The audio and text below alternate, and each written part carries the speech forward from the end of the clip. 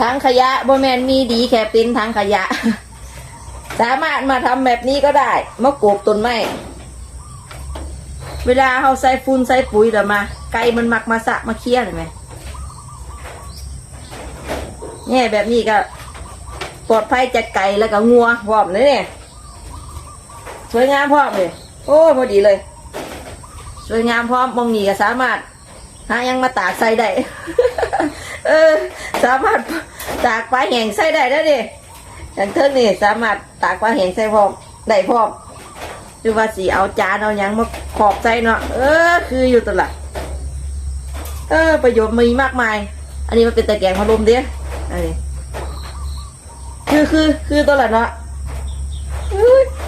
สารพัดประโยชน์อีหลีเนาะตะแกรงพัดลมนี่เนาะบางเทื่อก็เห็นเพื่อนนั้นอันนั้นแม่เอาไปเฮ็ดเป็นนั่นสั้นใส่ถ้วยใส่จานโอ้ยเฮ็ดดีเนาะคนเฮาแกความคิดดี